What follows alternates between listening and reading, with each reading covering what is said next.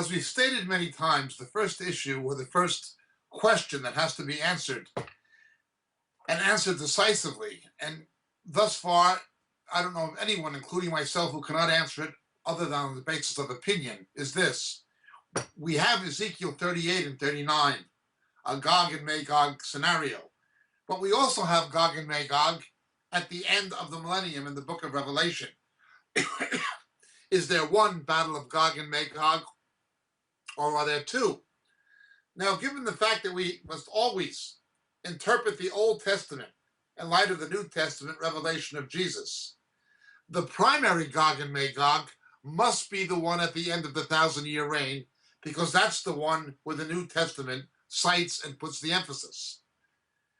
It does seem to me, and to many people, that there could be two, because the battlefield is being cleaned up of battle debris and weaponry and so forth for 7 months. Well, how do you calculate that if we're gone into eternity?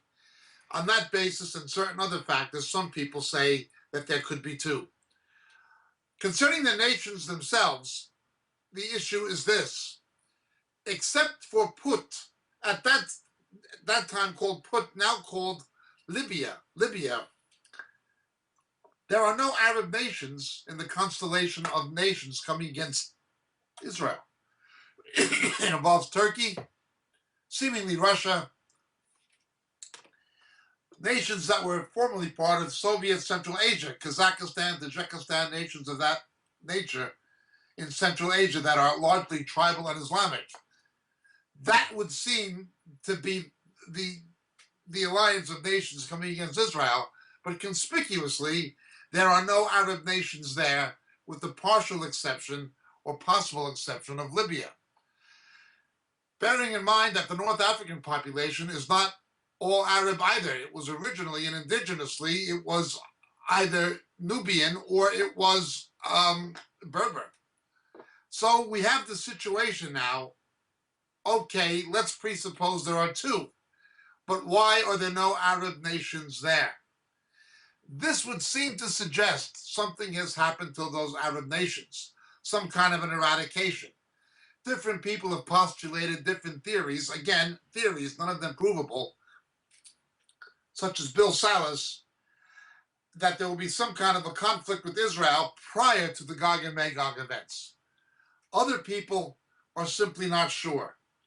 It is very, very difficult to be precise, definitive at this point.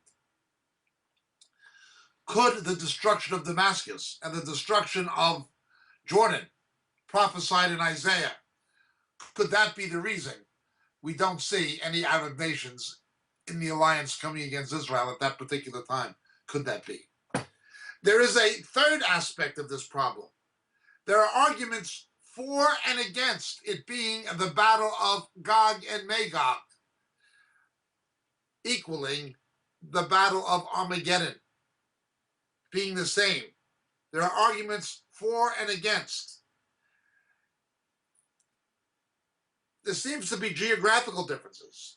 But also, although there may be a battle at heart of Megiddo, Armageddon, that's not where the main battle is. That is where the point of rallying is. That is where the point of assembly is for the final attack on Jerusalem, which will culminate not in the valley of Armageddon or the plain of Jezreel in Megiddo, but will culminate on the northern orifice of the Kidron Valley.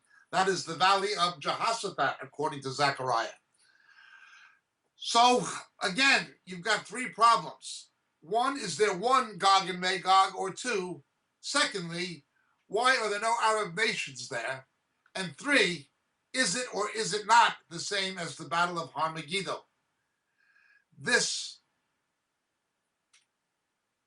is the threefold dilemma. When you have something like that, when you have a nebulous and highly fluid situation, particularly where the present current of Middle Eastern events and world events are playing themselves out, we have to be very, very careful about being dogmatic about any of these three things. Now, I lean towards the view, but I cannot be dogmatic about it, that there are two battles of Gog and Magog. I may be wrong. I'm not teaching it as a doctrine. Whether or not the Arab nations will be eradicated before the Gog and Magog conflict, that is another issue. I'm not dogmatic. And is it or is it not the same as the Battle of Armageddon or Har Megiddo? Well, it would seem not to be, but there are those who feel strongly that it is. I am at this point not prepared to be dogmatic. I know all of the views. I know what people say. I know what people have always said. I understand what people are saying now. But I do not have a confidence in the Lord yet by the Holy Spirit to commit myself beyond what I've already stated. We must be very, very careful. This situation is highly fluid. Now, as I've said before, when we look at what's been transpiring in Syria and in Turkey in relation to Russia, it would be easy to see how a Gog and Magog scenario can take shape very quickly. It would be easy to interpret present events in light of those passages.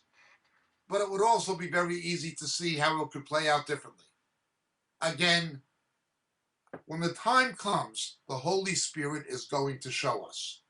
The faithful church will know at the proper time. Of that we may be assured. Thank you so much for your question. My name is Jacob Prasch. God bless.